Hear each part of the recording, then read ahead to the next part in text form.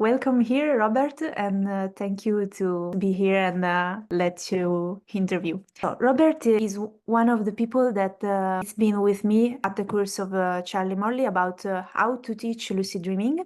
Today he's here as an expert lucid dreamer to answer some questions about his experience. The first question to you is, where are you from and what is your professional background? Hello, I am glad to be here, first of all. Thank you for the invitation. Thank you. My name is Robert. I am from Germany and I live in Germany, in Berlin. My academic background is actually a business administration. That's what I studied. That's also the field I'm working in. Mhm. And next to that, as side business and side projects, among other things, I'm into lucid dreaming and giving workshops and trainings around that. Wow, amazing. How did you discover lucid dreaming? I'm not sure when it was the first time that I heard the word. What I do remember is that it was floating around in my circles. And in 2016, at the end of the year, I always do a year reflection where Mhm. also I set goals and intention for the next year. And it just came to me that I was like, okay, I want to explore lucid dreaming. I want to try it out or try to get to it because I did understand that it needs some practice. As a great synchronicity, I told this my flatmate back then, and he said, you know what, I have a book, you can have it. We've never talked before. We've been living together for 4 years and we've never talked about lucid dreaming, apparently, because it was the first time that he said, oh, here, I have a book. And that was from Stephen LaBerge, Exploring the World of Lucid Dreams, I think it's called. That was my introduction. Wow, okay. Was a wink from the universe, like, yes, please delve into the topic. The fun thing is also that it was already there. Wow. Passed Yeah. it by nearly every day in the bookshelf. Maybe the right moment. What was the thing that you liked the most about lucid dreaming and that made you want to delve deeper into the topic?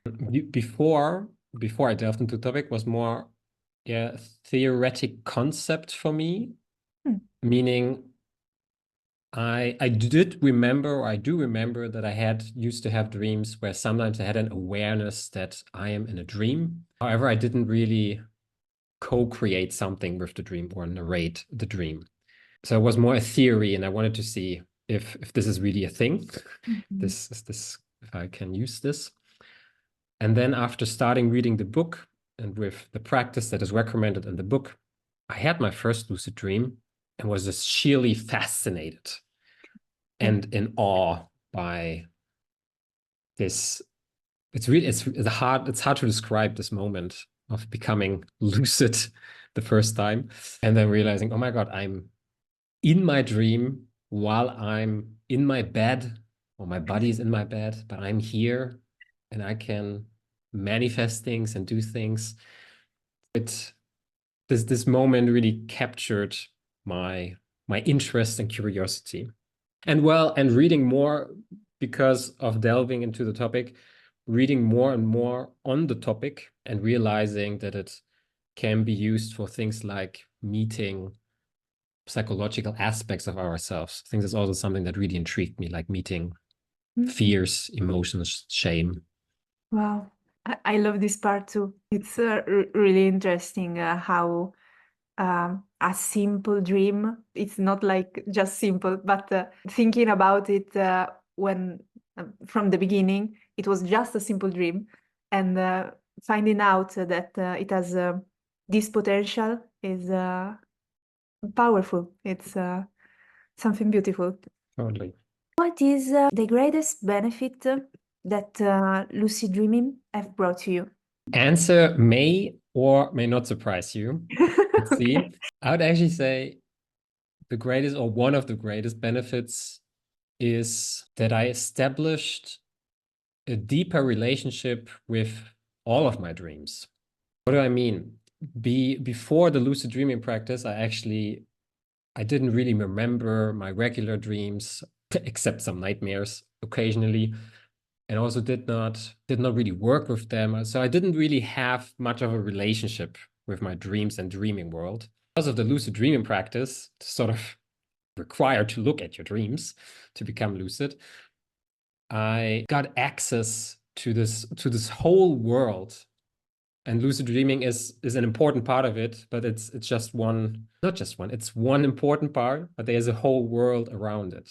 And I got access to all of it, say, which I didn't see coming before. I've never, well, that was never my original intention, let's say, when I started the practice. Before you started the practice, you didn't remember your dreams, right? Not much, no. What helped you to remember your dreams was the practice around lucid dreaming.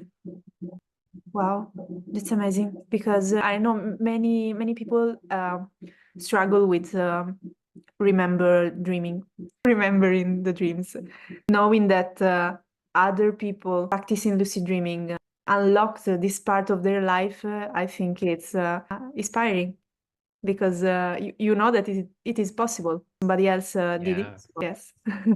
It's actually also for me, it's really great that I'm one of these examples who can say, well, it is a trainable skill to learn to remember your dreams, because I didn't have it really much, and now I would say I'm pretty solid with remembering my dreams. Great, amazing, thank you. What is the lucid dream that yes, impacted you the most? Is sort of a difficult question, right? To pick the one. I will tell one, which was about, so this in this lucid dream was about meeting a psychological aspect personified. In my case, I was intrigued by the idea to meet my fear of death. Wow.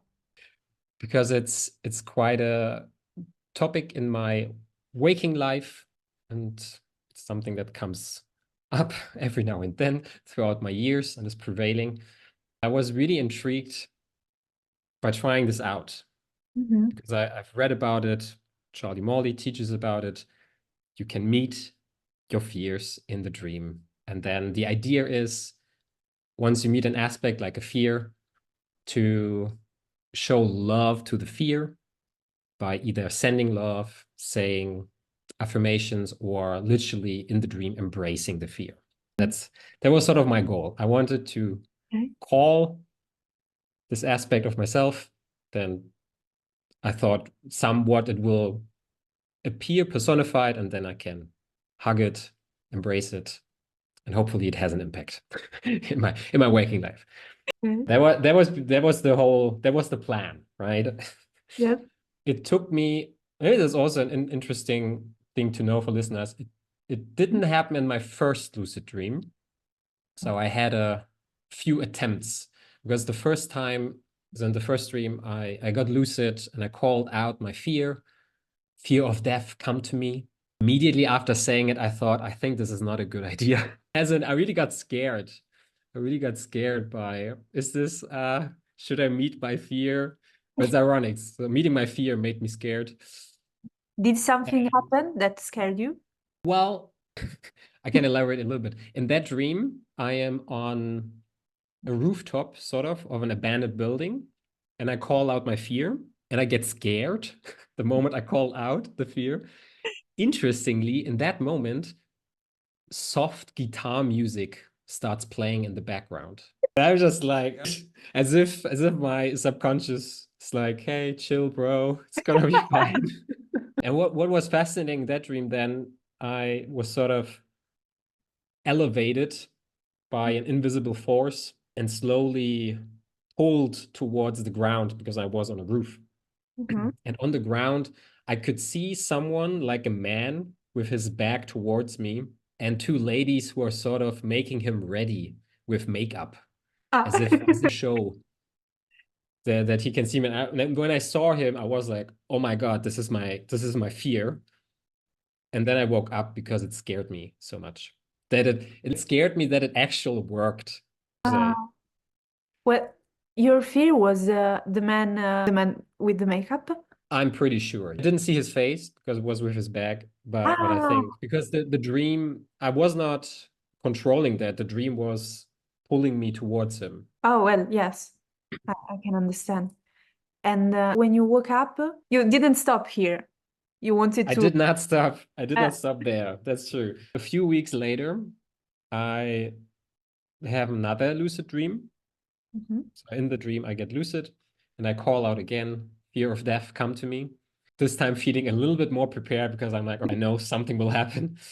And then like a portal appears in front of me, and I'm like, oh, probably that's the cue to jump through the portal. Oh, wow. And I'm about to jump through the portal, but I have a moment of hesitation. I'm like, what is on the other side of it? And it's like that I heard it was not an audible voice, but like in my mind a voice, which was a bit pushy, which was like, do you want or not? Do you want it or not? I'm like, I'm doing it. And I do remember I jumped through the wall, through the portal, but I don't remember what happened afterwards. Second attempt.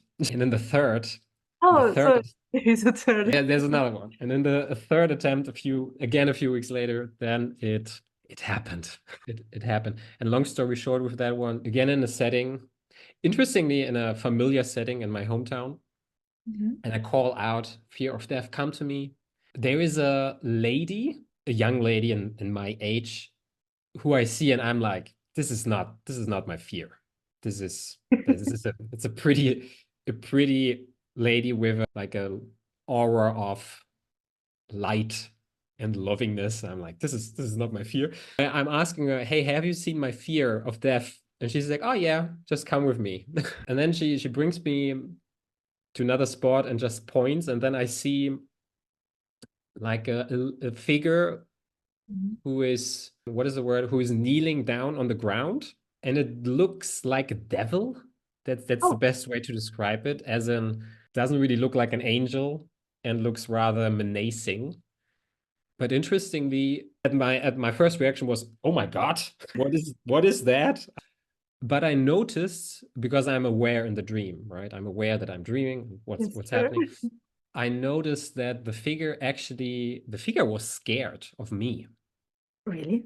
and was like shivering. So was on the ground, holding himself, and was shivering. And I remembered the training of you gotta send love and appreciation.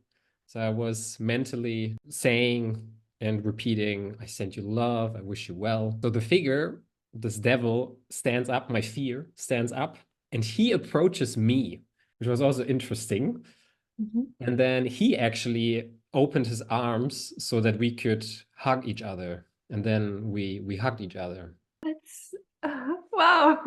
I don't have the Right. words, but it's amazing that it was the character, the your fear that started to the hug. After I sent first the initial love, right? Mhm. Sending positive thoughts. And what happened then was also fascinating.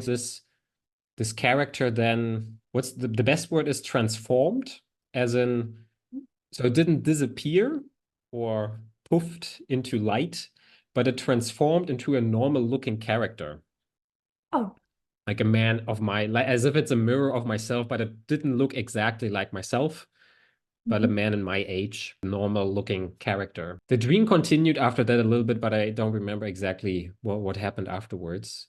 But I woke up from that Yes.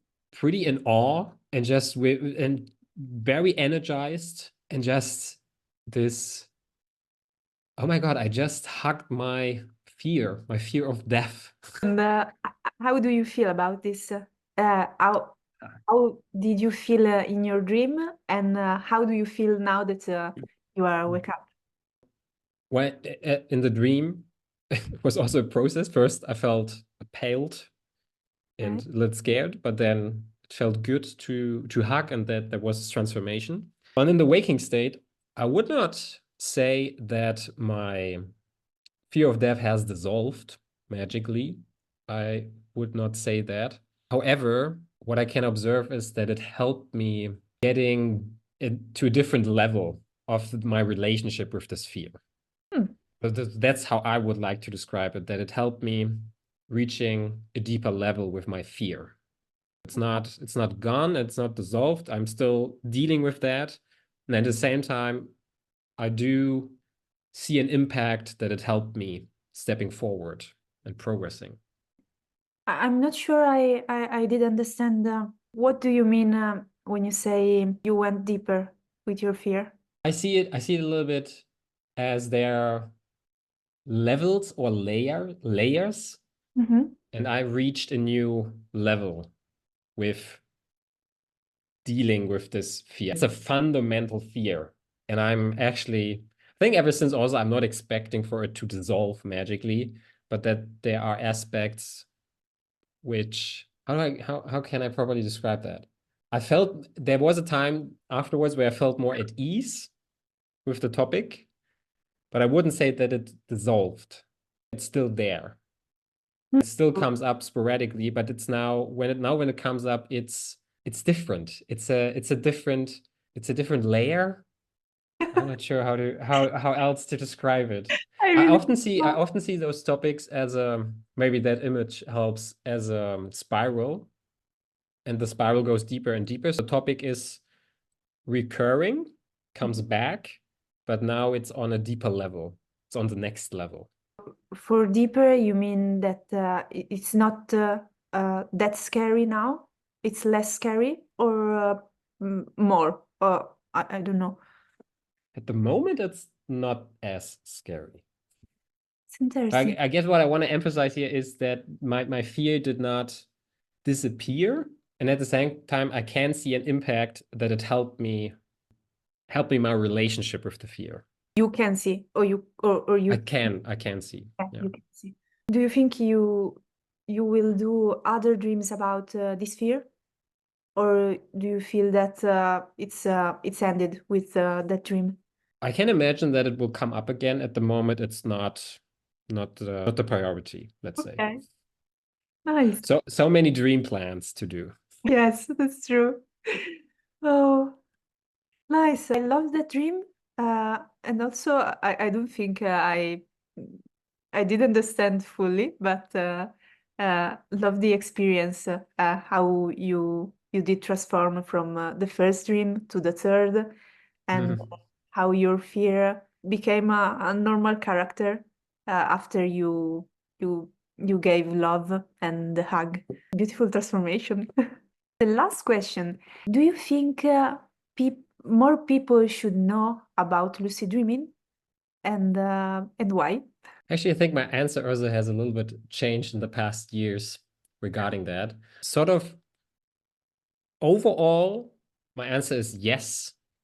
I think it's really beneficial for people to this practice. This dreaming practice can be very beneficial for a lot of people, and that it's worth it to invest the time and resources to get into this topic. At the same time, and because maybe scratch that, because it can be one puzzle piece on everyone's healing journey. That's Okay. how it feels for me. For me, this is one way where I can do self-development and I can do healing work with myself. At the same time, I came to believe for now that maybe it's not for everyone, or I mean, it's for everyone accessible, obviously, because we're all dreaming, but not everyone might be so interested or intrigued by it. And I think that's also okay, because True. there are many healing modalities, and maybe someone else has something that I'm not into. Yes, sure. But I'm definitely into lucid dreaming, and I do recommend it to try out. It's not like a try it one night and then suddenly you are the master. It is a practice, and I think the benefits really outweigh the effort. That's the word. I think the benefits of this practice outweigh all the effort. Yes, the thing I can see from your story is that there must be a why because you did different dreams, not just one. One, Yeah. and then no, I will not do another dream. You continued. I think there is something when you do lucid dream that keeps you want to practice and to have other dreams. Yes, it's not just one night. It's more something that you do in the daytime and in the nighttime. And these practices together helps people to do more lucid dream, to heal, to be more aware. Yes. Yeah, actually, that's a good point what you just said. I think overall, the lucid dreaming practice requires a mindfulness practice, or that it's mindfulness practices enhance potential lucid dreams. By getting into lucid dreaming, maybe people also getting more into mindfulness practices, which then have a positive impact generally on their life, not only on the night. I think a bit like what you said, it's not only lucid dreaming is not only for the night, but it's also for the day. Yes, you don't dream during the day, but during the day there are practices that help. Yes, it's like a 24-hour practice. And yes, I like the way you said that it's accessible for everybody, but maybe not everybody are attracted to lucid dreaming. And yes, I think it's shareable. Shareable? Yes, it's like the puzzle you said before. Maybe we are attracted to lucid dreaming and others are attracted to other form of healing. Yes. Well, the questions are finished. And thank you really much for being here and sharing your experience with lucid dreaming. And also your lucid dream that was really powerful about your fears. Thank you. Yeah. Thank you.